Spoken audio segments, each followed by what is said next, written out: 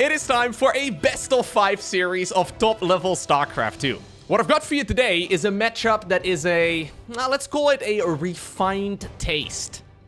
It's time for a Zerg versus Zerg between two absolute legends, two teammates, the two very best Zerg players from Europe. We're in the upper right, playing in red, we have the world champion of StarCraft. He goes by the name of Serral. Down in the bottom left, playing in blue, we're looking inside of the main base of Reynor. These two recently met at Home Story Cup, a $10,000 offline tournament. I haven't seen these games yet, but I'm excited. I really like the mirror matchups in SC2. I mean, all memes aside, whenever I upload a video of a mirror matchup, so be it Zerg versus Zerg, Terran versus Terran, or Protoss versus Protoss, the video always does poorly. I'm hoping that maybe I can excite some of you here as well about Zerg versus Zerg, because this is not a matchup that happens all too often.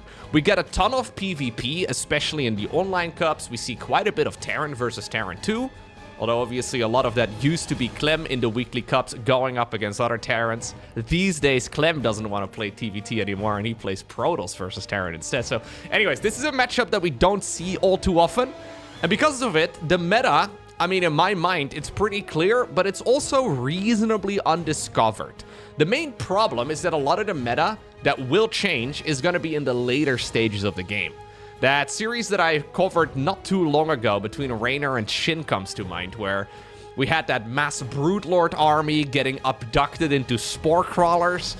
Scenarios that we never really see in SC2, but just surviving to that point is incredibly hard, because ZVZ, I mean, somebody once described it to me as a knife fight in a phone booth. Now, this is how you know the StarCraft community is old, because there's going to be people looking at me right now and they're like, what's a phone booth, Lowko? That's not even a real thing. Anyways, ooh, Overlord kiss? Oh, Reynor didn't want to go for the kiss. Did you see that? He denied it.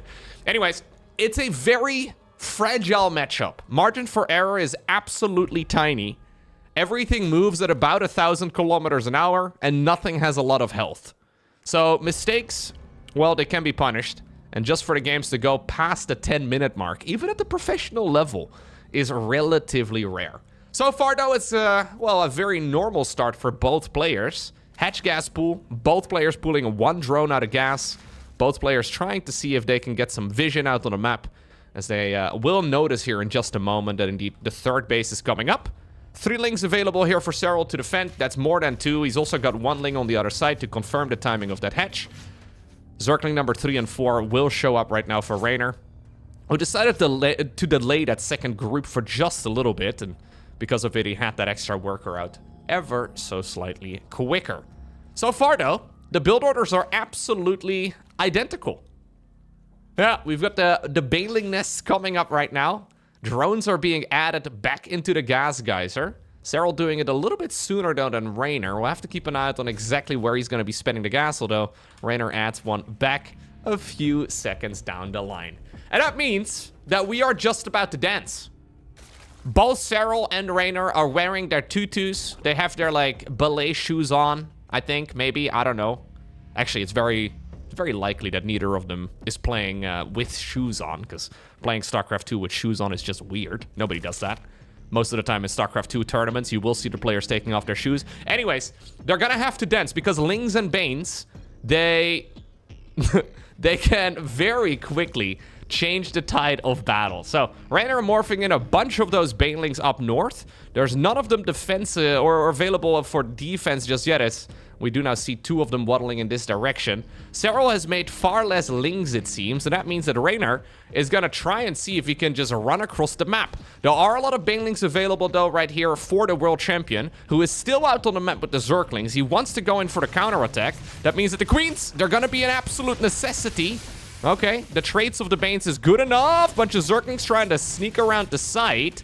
I think Serral is going to be able to get those out of his main base reasonably easily. A couple more Banelings here will detonate on others. Third hatchery in a little bit of trouble. We do have a few drones dying in the main base, but Serral is going to be able to clean that up.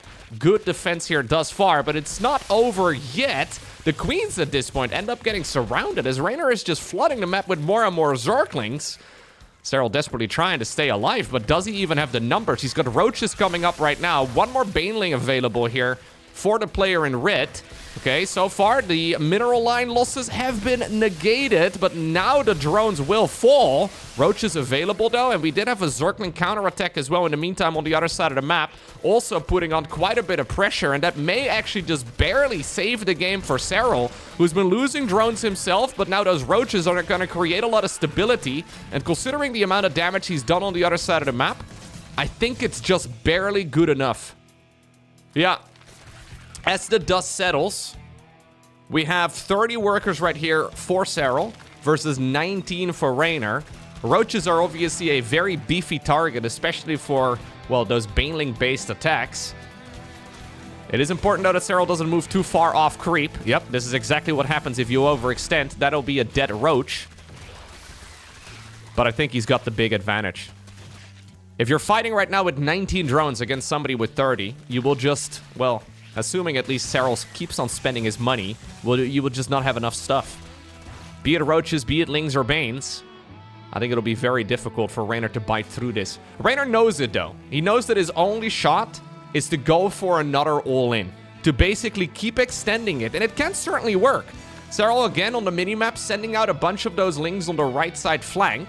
If somehow, some way, Reynor can get the right detonations, it might still work out, but it does require Serral making some pretty brutal mistakes. Serral now the one who's decided to start skipping out some of the opponent's Banes as well. In the meantime, we have a Zergling counterattack, a Queen that ended up dying as well. Looks like the Queen here on the side of the Serral, the Red Zerg, has also taken a bit of a beating. Probably eating a Baneling or two for breakfast. But ultimately, the dancing is good. GG. Next up, we find ourselves on the map Ruby Rock. Reynor this time around opting to go for a 12 pool. 16 seconds of in-game time. The fastest possible spawning pool you can make. Whereas in the meantime, on the other side of the map, if Serral goes for a hatchery first, he could be in a world of trouble. And that's exactly what ends up happening here. It is a 15 hatch. Needs to be said. I know the differences may seem small, but the 16 hatch, which is very common as well, would make it all a lot more vulnerable. It's only a few seconds here and there. The micro here of Serral is going to have to be on point, but this is technically defendable. Is Reynor going to go for the drone pool variant, though? That's the question. Is he going to pull the boys as well? I believe I just saw him. Yeah, he's actually tapping a control group. You see the little selection circles? He has already selected the drones that will be going across the map as well. This is the most aggressive Zerg rush that you can execute in StarCraft 2. There's nothing more aggressive than this. He's leaving 3 drones behind for mining so he can continuously pump out Lings. But this is going to be one attack for all the marbles. And the problem here for Serral is that he's not going to see it. He has an Overlord headed straight across the map. But on Ruby Rock, you do not actually see that top lane. He will notice it when ultimately the units pass by the second OV, but that is going to be only like a split second of, well, decision-making here for the finisher. This is Serral's point of view. He notices it right now on the minimap.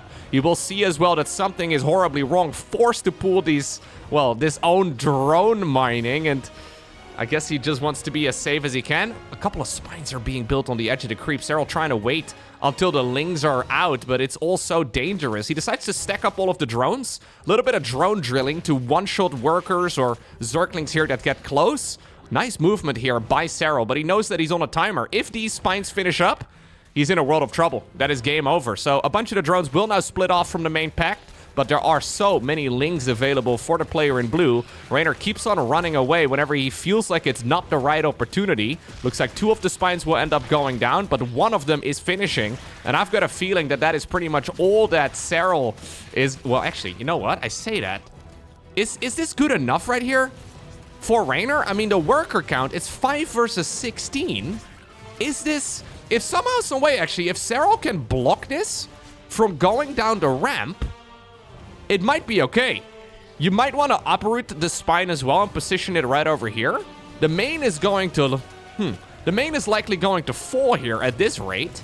But there's just not a whole lot of mining anymore. Serral is pumping out Zerglings. Wait a second. I really thought this was going nicely for Reynor, but Serral targeting down those individual spines on the outset. And actually getting them low enough, oh, for Reynor to be forced to tap out. I'm starting to think that Serral is kind of good at the game. Yeah, wasn't this supposed to be his quote-unquote weak matchup? That was a surprisingly calm defense as well. Right? We were on his vision. Most people would panic, but he had the perfect response. I didn't honestly even notice that he split off a few drones to target fire down both of the spines. Obviously, we were on his vision there for a second. I thought he was targeting one of the 3 spine crawlers down, when in reality he was targeting 2 out of 3. That was absolutely flawless. Transfusion on a Zergling too, by the way. When's the last time you've seen transfusion on a Ling? Pretty ridiculous stuff. What an absolute beast. So calm. Now, the reason that a lot of people at least have this like image of Serral's Zerg versus Zerg being weak is that historically, in ZVZ, that's how he got eliminated out of the big tournaments. So there used to be a time period, and honestly, it's still kind of going on, but especially back in like 2018, 2019, that Serral was winning literally everything. All of the tournaments that he entered, he won. Now, after that, there was a time period where he started losing a bunch of the big events. Like, for example, we had this at Gamers 8, the tournament actually that Reynor ended up winning. When was this? Like 2022, 2023? Something along those lines. Anyway, Serral, for example, that year lost a series against Shin that eliminated out of the tournament. He also lost an important series against Solar that eliminated him out of the tournament. And obviously, those are all Zerg players. But ZVZ is a very volatile matchup. And the margin for error is just so freaking small that, yeah, you sometimes can lose, but it's also oftentimes just because you got straight up unlucky. Like, there is definitely a little bit of rock, paper, scissors going on. And I guess the main reason why Serral ZVZ was perceived as relatively weak is because he lost a bunch of important games. But it's also partially due to the fact that he had like 90% win rate in Zerg versus Terran and Zerg versus Protoss at the tournament level that, yeah, something was going to have to give, right? It's just not really... I don't think it's really possible in ZVZ to have a win rate that high. So, anyhow, I don't think his ZVZ is weak. That's what I'm trying to get at. I don't think it's ever been weak. And really, over the last few years, there must have been a few games, but I honestly don't really recall him losing any series of ZVZ. It is kind of monstrous. Serral's sending out a drone here around the site. What are we doing? Is he gonna... What are we doing with this drone? Wait a second. This is, by the way, a very greedy opener for Reynor. We are, by the way, on Celestial Enclave. Before I forget. It's a triple hatch opener right here for the Italian Zerg. A very greedy triple hatchery opener, but what in the world is this drone trying to do? Huh? There's no way. Is this just scouting? He's just scouting. A 3-minute scouting drone? He's just doing a little bit of sightseeing. It's weird to see Zerg players do this, right? Like, Zerg supply depots literally fly. All right. Well, ultimately it's dead.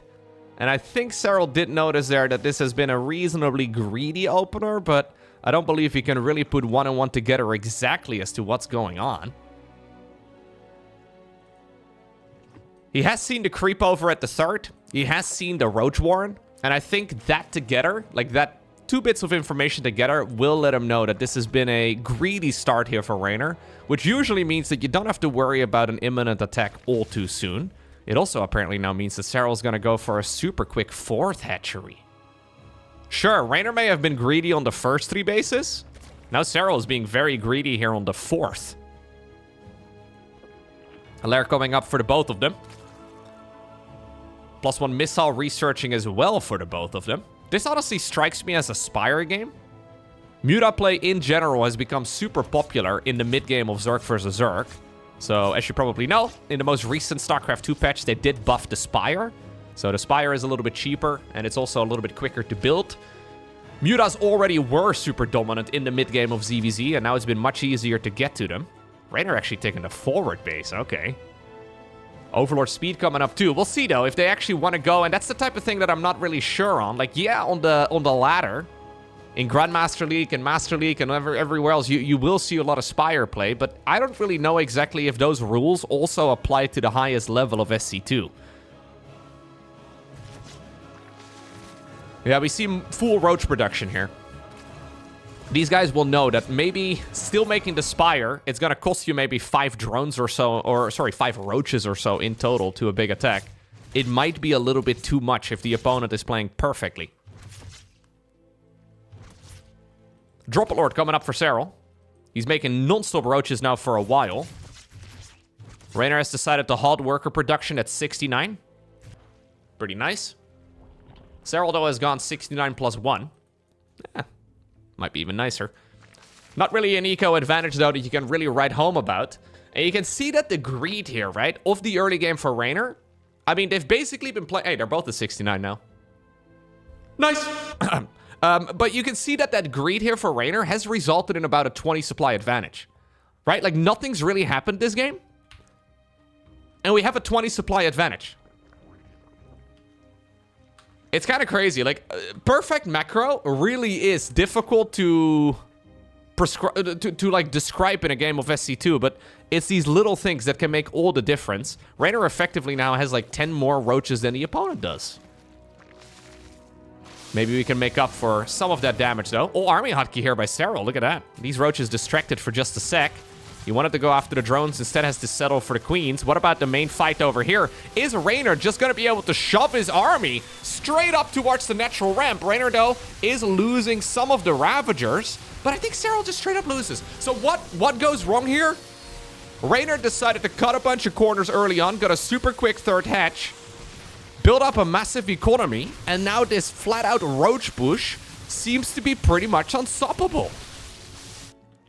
The Roaches in the main base, though, of Serral, are indeed still putting in a bit of work. They're also forcing some of the reinforcing Roaches to move around, I guess, and yeah, to at least not move straight across the map. So that may be his saving grace, but that was an absolute disaster there for Serral. Still, though, 20 supply advantage.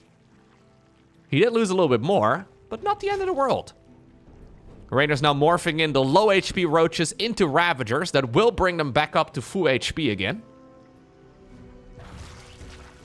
And he's going to go for another attack. Defender's advantage here is huge, though, for Serral. His units are just simply spawning closer to the battle, but look at that little hit squad of Roaches moving straight forward, trying to hit some of the soft targets in the back. Ravager's a little bit lower in HP. He is trying to see if he can shove his army in there, and he does once more. Stutter step it forward.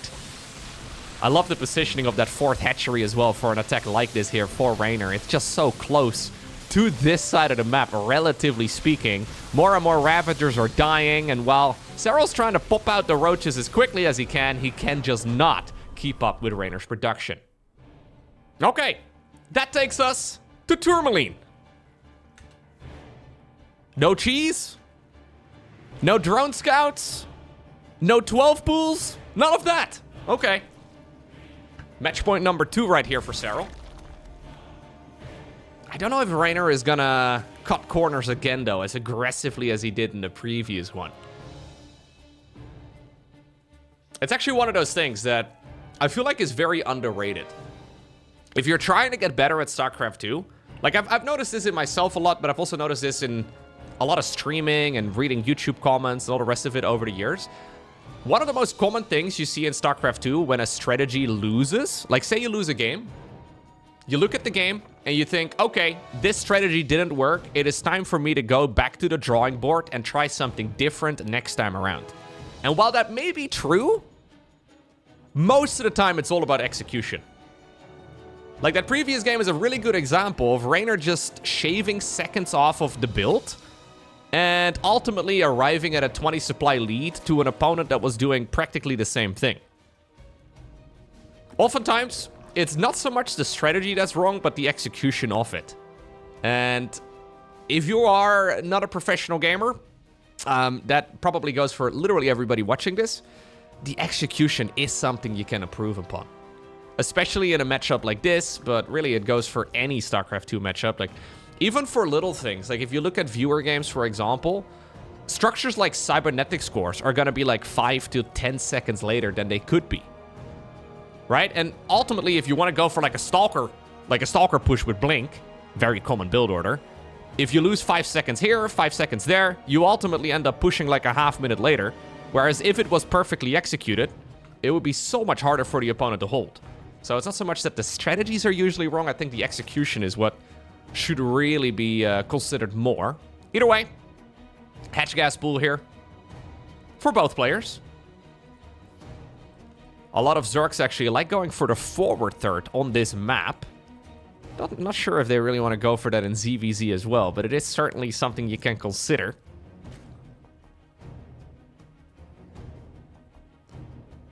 Both players, though, have been trying to stay alive. It's not that they don't want to play the macro game. It's just that the amount of, room for error is absolutely minuscule.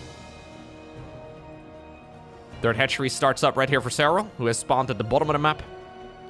Reynor opting to go for the one a little bit further up north, but likewise also opting for the triangle position. That probably leaves this as a fourth base option, or maybe even the one off to the side. Maybe even the one, if you want to play Mutas for Reynor, probably this as your fourth base instead. Either way, the question is, how many links do we produce, right? So this is the first batch of larvae popping off. Serral immediately has spent all of his on mass Zergling production. You don't really have to make all the drones into, or all of the larvae rather, into Zerglings. The norm is to do like maybe 10 minimum. You could certainly, though, if you enjoy being the aggressor, just spend all the larvae onto links and then drone behind it instead, which seems to be what Serral is doing. Defensive links, though, available right here for Reynor. He has got slightly less. He opted to go for a quicker Roach Warren here. Queen joining in as well. Serral decides to go for a cheeky Link Scout. Doesn't really see too much. Baneling Nest right now here for the man from Finland. Roach Warren right here for the Italian. These two, by the way, are good friends. They do travel around the world together. Obviously, being in the same team, it means that they certainly will talk quite a lot as well. But I think when you're playing a game against your teammate, that's when you really want to win. Like, you always want to win, right? Like, there's no competitor out there that is okay with sometimes losing. That's just not really the mindset that these guys have, but you really want to win against your teammates. There's also a very good shot that these two will be discussing strategy in ZVZ or any of the other matchups quite a lot, even though they do have a bit of a different playstyle. Pro gamers in general are pretty cryptic, though, about the way that they describe strategies. They are never really 100% straight up when they are talking to quite literally anybody, I guess, but they're never really... It's always a little tongue-in-cheek. They never really want to give away any secrets or really spoil any potential surprise. So it's always hard to say how much you really get out of it. Small little group of Zerglings off to the side for Serral. Reynor committing to a big Roach attack. Oh, he's actually going to go for a Roach Bane Bust. Normally, this is an attack that we used to see with +1 Carapace. Reynor actually skipping out on the +1 Carapace and just going for the raw execution. This is the first time I've ever said those words in that order. Scary, though, against Banes. Yeah, normally with +1 Carapace, you will have your Banelings. I don't really love this execution here too much. Normally, with +1 Carapace, your Zerglings can survive a Baneling hit. Maybe going on a raw was it? Maybe it was a mistake. Who knows? Anyways, Reynor lost quite a significant amount of units there, and you can see it reflected right now in the worker count. Suddenly, Serral here is back in the driver's seat. He doesn't have a lair, though. No lair, no Evo chamber of his own. Serral doing Serral things, I suppose. Not really too concerned with winning anytime soon. He's happy just establishing an advantage and then building from there.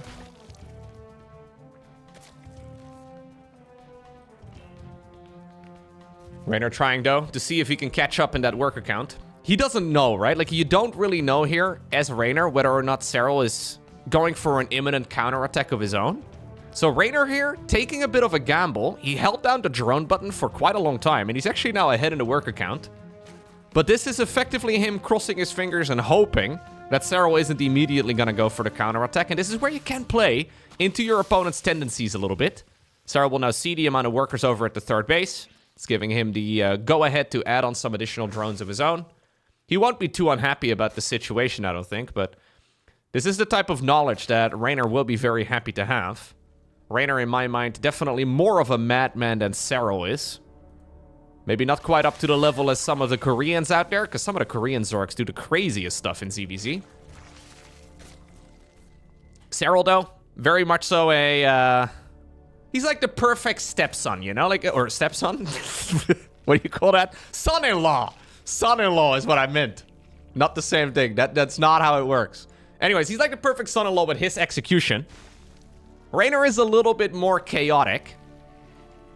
I think if you were to go up against some of the Koreans here, you would have a very difficult time predicting what to do, right? You would have a very difficult time making those estimations here. Reynor has decided to go for a secondary wave, but look at all of this, right? We're still just at hatchery tech. There is no lair, no evo chambers. These guys are effectively just trying to hit each other in the face. Now, we did have a couple of banelings trying to go around the side. 2 drones ended up going down. Good defense there for Reynor, who's going to try and go for another big push. Fishing for a free overlord kill, not going to happen. Is there enough, though, for the Italian to break through this time around? Banelings going in around the side. Couple of the drones will be targeted down. What about the Roach Ravager war a little bit further up in this engagement? Looks like Serral is winning that one with ease. Good detonation there on the banelings. And Serral doing Serral things yet again. Perfect defense. And you know how he celebrates? Serral likes to celebrate big. Whoa! Evo chamber. Ay, ay, ay. That's crazy talk. That's when you know it's time for a party. Reynor has decided to go for his own tech in the form of a lair. A little bit sketchy. Difficult to pull off. Both players, by the way, still at a very respectable worker count, but not very high at all. Now it's time for Serral to go for his first real push. +1 missile coming up right here for the finisher. Is there enough, though, for Reynor to defend against the counter? A lot of Zerglings still chasing each other down. There's one Baneling, one lucky hit. Okay, well, that was about as good, I think, as a detonation could be there. What about the Roach Wars in the meantime? A lot of those units in red are running low. They're at red HP, too. Zerglings, though, for Serral, were still in big enough numbers to immediately go in for the counterattack. And despite the Baneling hit, I'm not exactly sure if there's, enough stuff. GG gets gold. Serral gets the job done. More StarCraft? Nah, let's do more StarCraft. So, the previous series was played at Home Story Cup. By the way, neither Serral nor Reynor ended up winning the tournament. So, that was an upper bracket quarterfinals that we just had a look at. Both players ultimately, though, ended up being eliminated out of the tournament, so too bad for them. This particular series is another $10,000 tournament, but this one has been played online. Spotted right here in the upper right, playing in red. We're looking inside of the main base of Serral, and his opponent, down the bottom left, we have none other than a Rogue. Map number 1 is Old Republic. Let's see what Rogue does. Yeah, I think we have all determined right now that Serral's Zerg versus Zerg is very much so on point. Couldn't really discover any real mistakes. The micro was pretty much flawless. And yeah, he did lose a map, right? He lost the Celestial Enclave map. But it was because Reynor decided to cut all the corners in the early game. And if Serral would have done any sort of aggression in the earlier stages of the match, I think it would have been a clean sweep. Serral really did seem the superior Zerg player there in that particular series. Now, what about Rogue, right? Rogue is very much so an absolute madman. A previous world champion of StarCraft 2 himself. Also part of the exclusive club of SC2 millionaires. He's earned enough money in tournament winnings just for that alone. And Rogue has won it all. Rogue is certainly one of the very best players in StarCraft 2. And I think especially like 5 years ago, whenever players like to discuss who the greatest SC2 player of all time was, Rogue was a name that popped up a lot more frequently. Now, this is what I'm talking about, man. The Koreans don't really care about the rules very much. We have the established gentleman's European meta that we just had a look at. Like, you make a couple Zerglings, I make a couple Zerglings, I make a couple drones, you follow up with a couple drones, right? We kind of do this very mannered boxing match, this tug of war where we go around the map.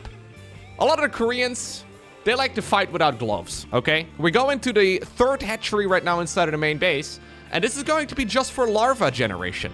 So Rogue can go for ridiculous Zergling floods here. It is going to be, yeah, very interesting to see how this is going to play out. How many queens do you produce with this? Do you make the third? Always difficult to call. Now, Serral is the master at getting Zerglings into the opponent's main base. Getting just a whiff of this hatchery would be really big. Rogue, though, purposefully not putting it around the side because he doesn't want an overlord to see it. So it is something that is, yeah, something we'll have to keep an eye out on. Baneling Nest, though, coming up right here for Serral. As expected, crossing his T's, dotting his I's. There are a lot of 2-base openers as well in Zerg vs. Zerg. So 2-base Muta, 2-base Roach, 2-base Ling Bane. All of it is technically viable. Rogue could be masquerading this as like a 2-base build. Like as like, say, for example, 2-base Mutas. While actually going for a Zergling Flood. He's already started up the Evo Chamber here. Like, if you are the player in red and you've seen all of this, what do you expect it's going to be? Roach Warren? Yep, Roach Warren as well. So you look at this here as Serral, you will see Roach Warren, Queen, Queen, Evo Chamber. Do you assume it's a Zergling all-in? I wouldn't. Rogue trying to hide the links. Going +1 Carapace even. How long is he gonna wait? Wait, is he gonna make Zerglings until +1 Carapace is done? There's no way. He's actually fully walling himself in. Wait, he is pretending that he is super scared of this, like, 20 Zergling group of Serral. He's got plenty of units to defend this. So, is he gonna make Lings all the way until +1 Carapace is done? It seems stupid, because this is gonna take, like, another 2 minutes. What are we getting Vespene for? What is the purpose of the Vespene gas? We do not have a Baneling Nest? Why are we still mining it, Rogue? Serral's going Spire here. Serral's already patrolling Lings as well on his side of the map to ensure that he can deal with a Nidus network. It's a Zergling flood. Like, we are still just running Lings across the map. Rogue decides to reveal it now. I don't know if I like this too much, though, because he needs to deal critical damage with this. Serral is, well, I was going to say panicking, but that's unlikely. He's making as many Banes here as he can. Third hatchery is likely going to be in some trouble, but even then, I don't think it's enough. Oh, keep in mind that we are likely playing this game on the North American server, since it's Europe going up against Korea. That does mean that both players have a little bit of ping. Microing Zerglings here at like 0.15 seconds of delay is kind of horrible. A lot of Lings, though, are sneaking around, and I think Serral is totally fine. Yeah. Yeah. And this is a disaster for Rogue. Testing the waters, hoping to get lucky. He's up all night to make Lings. Up all night to get lucky. Anyways, is there enough? I don't think so. So how do you play this out here? Can Rogue really follow this up? I mean, +1 Carapace is nice, but can you follow this up with anything here as Rogue? He's going into a Baneling Nest of his own. Wait, he is doubling down. He's going +1 melee? Oh, this man is never gonna go back to worker production. Wait a second.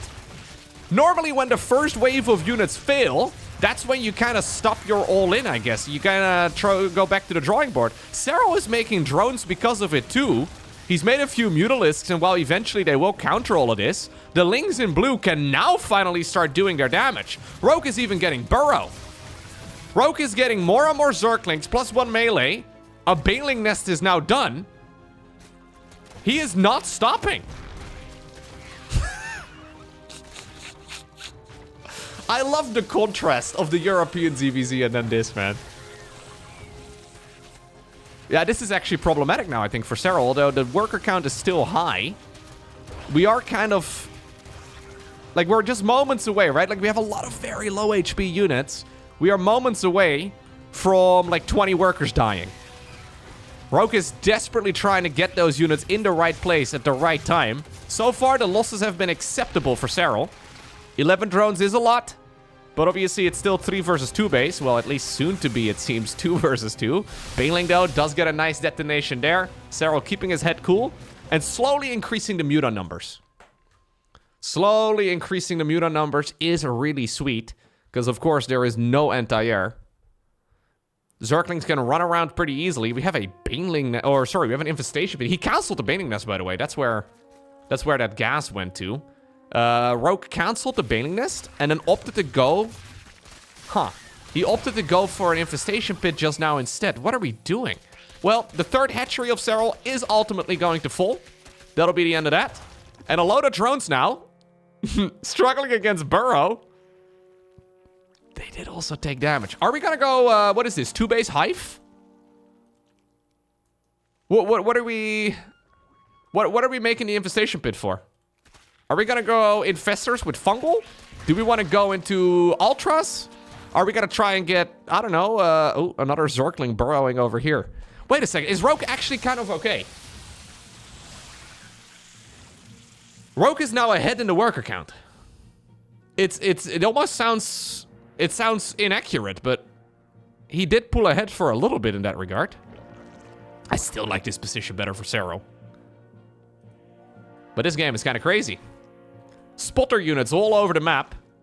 Rogue has got burrowed Zerglings in a bunch of different locations, paying attention to all of the moves and the ongoings on the other side of the map. Third hatchery is going to fire up again. We have 1 Infestor, by the way. Rogue had to smash his piggy bank. Can make 2 Infestors. Okay. It's a big investment. Lowko, you're so funny. I'm going to hit the like button on the video. Thank you, dude.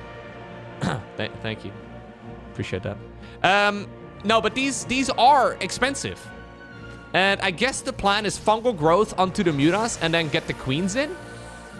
We have 6 queens. Serral going +1 flyer upgrades. Infestation Pit of his own. Evo Chamber of his own. Second Evo, that is. Muta's now finally moving through. Fungal is scary, but yeah, Serral pre-splitting. Okay. I don't think he cares, though, about losing a Muta or 2 in exchange for a hatch.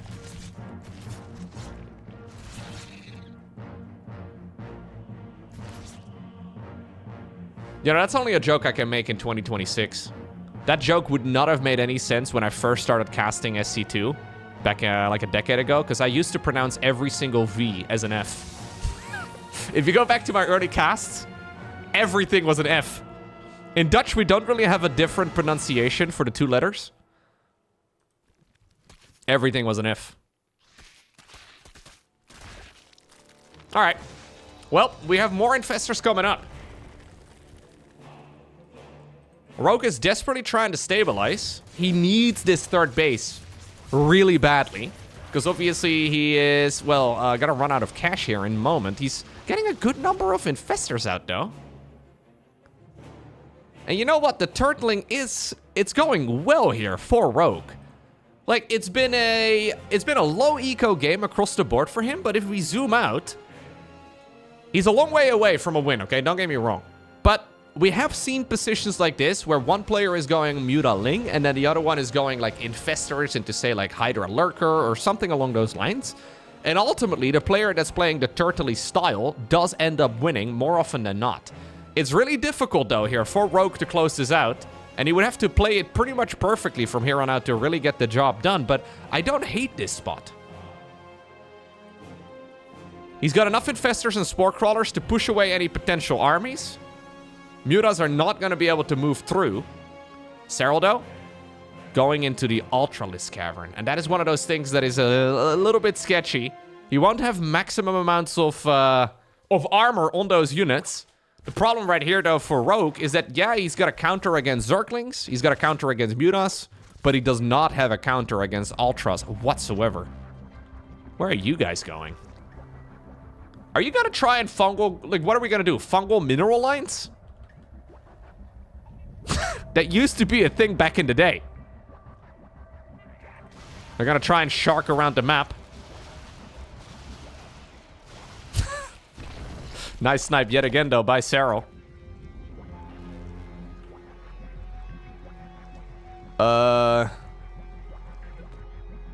Does it make any sense? Is he scouting? Wait, is this a scout?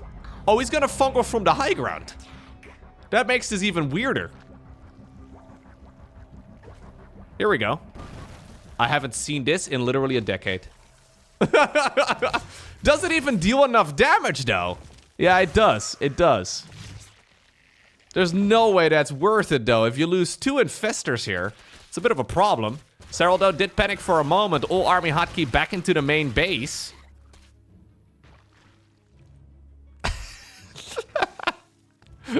I love Korean SC2 so much, man.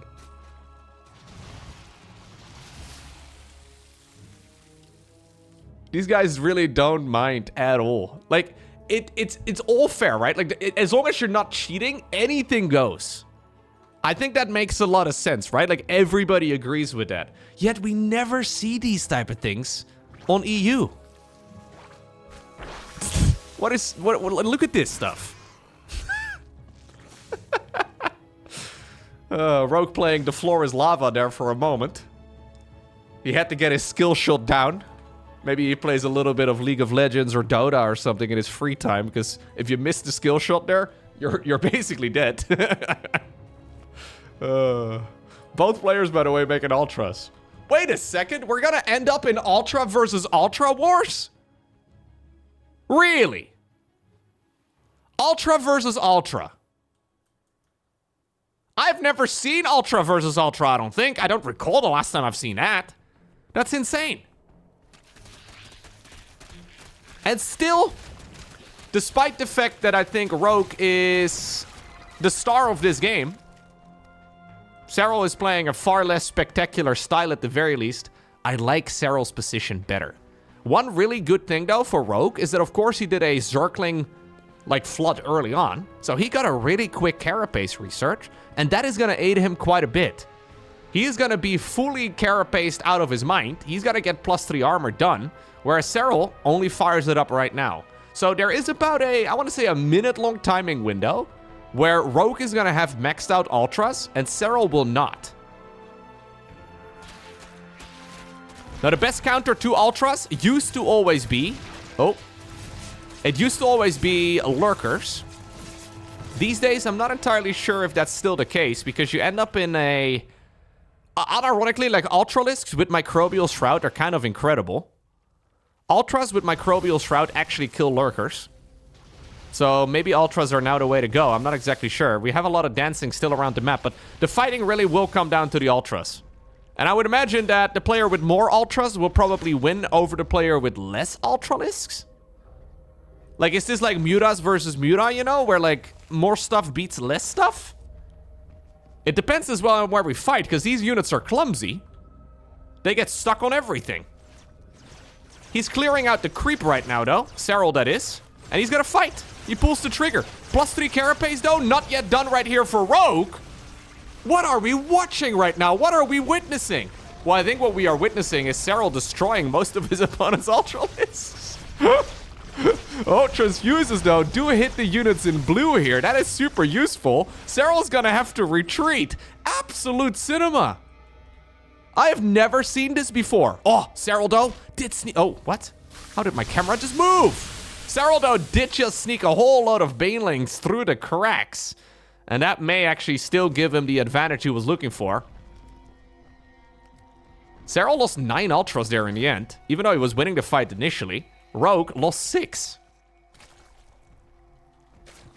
More Mutas, though, and more Banelings slipping through the cracks. Yeah, and 17 drones is enough. Now Serral comes in as well with another wild counterattack. These are very well upgraded links.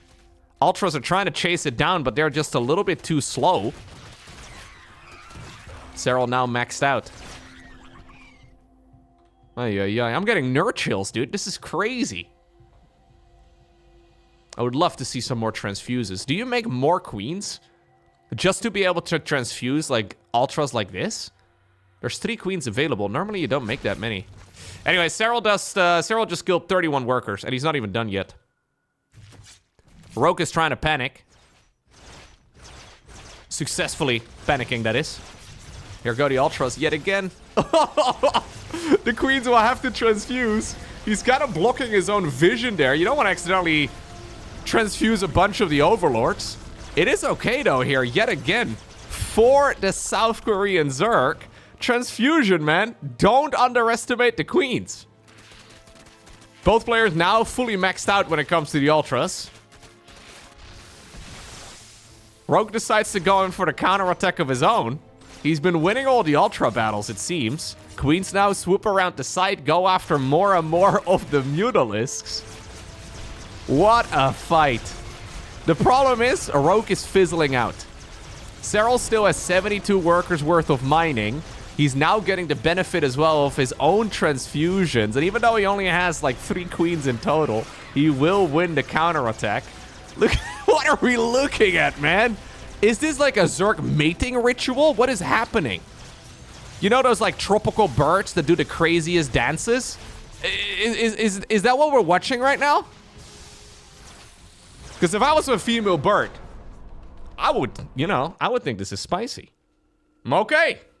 Well, after a beautiful game of StarCraft, one that I have never seen before, nothing quite like it anyways, we now go back to the very starting point. A Ruby Rock it is. Serral opting to go for a 15 hatchery yet again, it seems, and Rogue likewise also mirroring the strategy perfectly. Oh, what a game. I really like how they took vastly different approaches, right, to getting to that stage. I mean, I just want to remind you that that game, it ended with mass Ultralisk wars, but it started with a Zergling flood. Like, Rogue effectively went for a never-ending 2-base all-in, and then at some point he kind of had to end it. Serral also believed that it was going to be ending a little bit sooner, lost a lot of drones because of it, evened up the game a lot, but it was still 2 versus 3 bases, and then we ended up with full Ultra Wars? I love it. Well, do we have another game like that on our hands? Hatch gas pool? Hatch gas pool. 15 hatches, far more popular these days than they ever used to be. This is I guess the nice thing about this, right? So for the longest time, we used to see Zerg players go 16 hatch first in Zerg versus Zerg, so 1 drone later, effectively. It was really good, but you did have to have perfect micro to defend against all the different sorts of all-in. And the 15 hatch, even though it's not that big of a difference, it's a big enough difference at this level that if you micro well, you can actually stop all all-ins, assuming you control your units correctly, right? We already saw some of that against the 12 pool that Reynor pulled off earlier in that second game of their best of 5. Another banger. Anyhow, let's see where we can go from here. Zergling speeds, identical. Serral pulled 2 drones out of gas this time around rather than 1. Not exactly sure as to why we decided to leave an extra 1 in gas previously and now pulled an extra 1 out. There's probably a little bit of build order difference there. He will be able to go for a slightly quicker third. Hatchery already building though for Rogue in the meantime at the 9 o'clock position. Serral opting to go for the triangular base instead. Okay. Zergling Scouts will confirm it immediately. Overlord Scout here as well for Rogue. Will indeed see exactly what's going on right away. Bailing Nest right now for Rogue. Is this going to be a Roach Warren instead right here for Serral? I wonder. Still only 1 drone in gas. Okay. Now he's making a lot of links. Rogue is also wondering whether or not there's a Bailing Nest or a Roach Warren coming. After the Zergling Scout leaves, that's apparently Serral's cue to put down his structure of choice.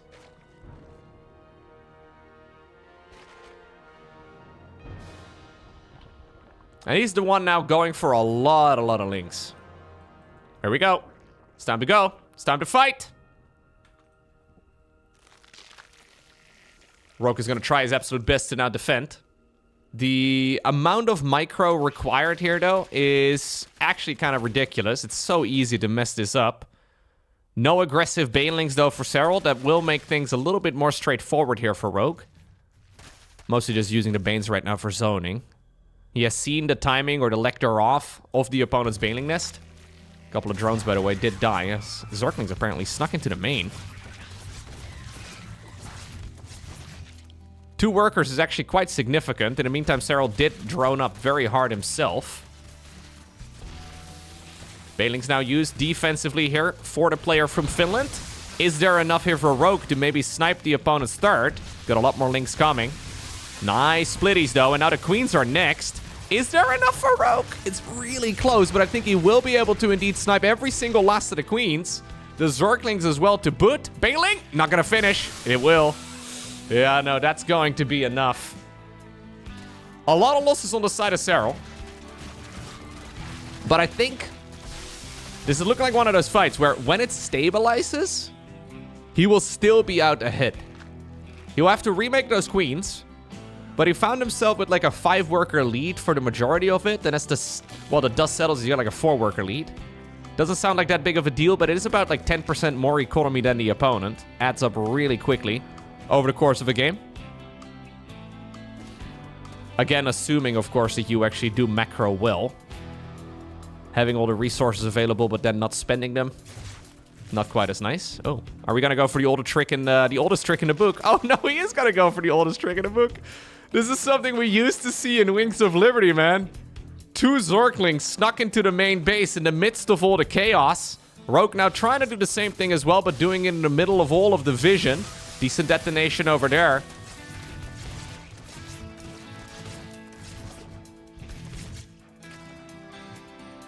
What about these 2? Oh no. Hey, 6 workers. More and more lings are being run across the map. Ooh, Serral gets a decent detonation there. A little bit of ping, I'm assuming, in that one. But that little worker run by, that little baneling morph, may just be enough. Now the roaches are coming out defensively again, and I'm starting to get deja vu from the Reynor versus Serral games. This is just so much more comfortable. When you have Roach Bane defending against Zergling Bane. Yeah, there's not a whole lot you can do anymore with the links. Roach production has begun as well in the meantime on the other side of the map. And while this doesn't look easy, Serral is consistently pulling out ahead because of all of these little plays. What about this Zergling run by over here? That's not a drone. It's not much. But hey, you never look a gift drone in the mouth. That's what my grandma always says. We talk about StarCraft all the time, dude. Definitely. I feel, though, that compared to Reynor, whenever I glance down at the worker count for Rogue, despite the fact that the games feel really similar, Rogue is always consistently at a healthier worker count than you would expect. Right? At least if you compare it to the Reynor games, like I feel like Reynor would be sitting at like 36 right now or whatever. He's still at a competitive 45. It's still not a, you know, an advantage for him, but it's not as unplayable. Rogue definitely is the type of guy that will just drone up and almost do it in a, yeah, like a YOLO way, right? He just holds down the drone button and he assumes that the opponent isn't going to counter. Thus far, Serral has had very little intention in all of these games to counterattack, it seems. But soon, he's going to be getting roach speed. Soon, he's going to be getting +1 missile. Those upgrades will finish up shortly after one another. And it's a big power spike. The spread on these units is already really good. There's a gigantic attack coming in right now for Rogue. And I think this is actually really good for Serral. Still though, +1 missile will be done like 10 seconds sooner here for the Zork player from Korea. Doesn't sound like a big deal, but it can really add up. If Rogue hits the timing sharply, there is a chance that he can win this despite having less roaches in total. It's a very small window, though. He doesn't know of the window, that's the problem, but he can still force the issue basically right now. And he does. He does. Serral's upgrade is not yet finished, but the positioning here is much better for the player in red. He's got a concave on the units, which means that he gets a lot of surface area. A bunch of the roaches in blue are derping out in the back. Yeah, there's just enough units here. The spine crawler isn't even a necessity at all. Despite the fact that there is no +1 missile done until the fight already ends, it is still Serral who gets a very quick second win. Okay, and that takes us back again to Turmoline. Match point here for the finisher. The games aren't looking easy for him, but he does seem to be like a few percentage point ahead, right? This is, yeah, a bit of a theme in all of his games. Basically, what you want to do, if you lose a lot in StarCraft 2, right? Like, if you're losing, try and not make mistakes and play better instead. Like, all those mistakes that you make, don't make those. And then you will end up with a game that ultimately looks like this. Where, yeah, sure, maybe it's not flawless, but it's really close to it. Sure, you will still lose a map here and there if the opponent decides to be uber greedy or uber risky. But you will win the vast majority of the games. Hatch gas pool yet again. Should be. There we go. Spawning pool over here. Come on. Yeah, oh! Come on, man.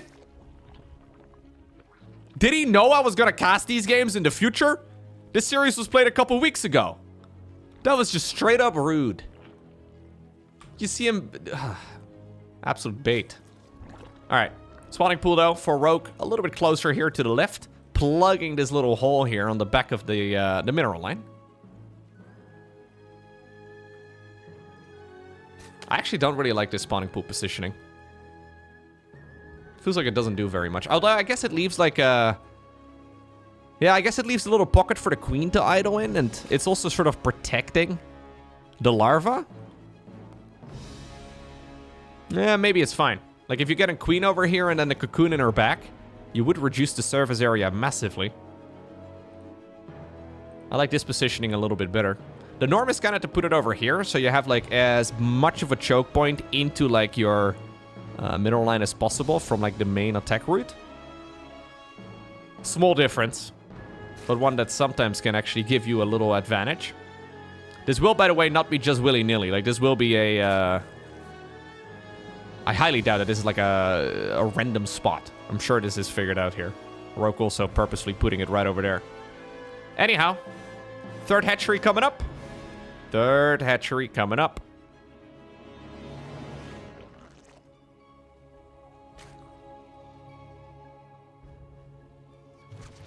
Turmoline actually always kind of trips me up.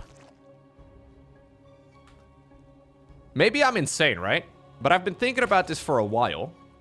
When I spawn at the top part of the map, I feel like this base, this fourth base right over here on the far right of the map, is really hard to take. But if I spawn at the bottom of the map, I feel like the exact mirrored location right over here at the bottom is way easier. I know this is 100% mental. Obviously, it is diagonally mirrored, right? Like, if we draw a line from the top left to the bottom right, it is identical on either side. But I always kind of feel like this one is just harder. This one feels a little bit further away to me. Which I guess may just be entirely... I think that's just made up in my mind somehow, but... I feel like most of the time we do see players opting to take this one and not so much the one over there. Anyhow...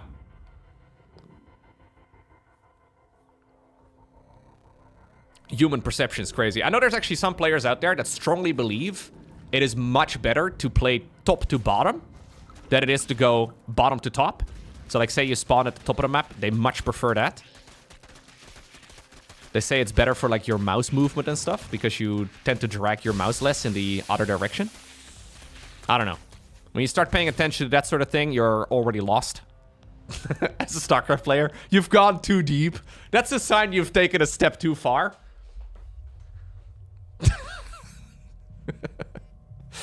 But I kind of see it. Queen is going to get surrounded here. Serral in a little bit of trouble, but... Losing a queen is not the end of the world. He is getting himself, again, an 8-worker lead. Rogue has been... Oh. Rogue has been trying his best to get some damage done, but the roaches here are already out. There's a gigantic push coming in. This is very reminiscent of the push that Reynor went for on the same map. It didn't work out then. Is it gonna work out this time? Again, without an Evo chamber. Although he made one, he didn't actually get an upgrade in it. No +1 carapace or anything along those lines. Does Rogue have enough to break through all of this? He's gonna go for one all-in for all the marbles. And so far, the shielding here with those roaches has been excellent. We have the banelings going in through the alleyway. The queens as well helping out. And this is a very well-managed defense yet again. You can see that Rogue is feeling a little bit lost. Rogue actually over-pushing. He doesn't need to go this deep. That's what she said. Overlord here as well ends up going down. And now I think it's Serral's turn to go for the counterattack. He gets the wraparound, though, on some of the retreating roaches. And that was, again, textbook. More economy for Serral. And then also significantly more efficient traits for Serral. How does he celebrate? Does he celebrate with a counterattack? No. We don't. He scouts the amount of workers over at the third base. He'll be very happy to note that there are literally no drones for Rogue over at the third. So he celebrates with a lair, an Evo chamber of his own. And I guess Rogue is gonna go for this like never-ending all-in yet again. Kind of like what we saw in map number 1 of this particular best of 5 on the Old Republic, where the Zergling flood just never ended. Serral's likely gonna go roach speed, I guess. Roach speed +1 missile, that is the kind of thing that's super useful. Or you just don't. Or you just keep making more stuff.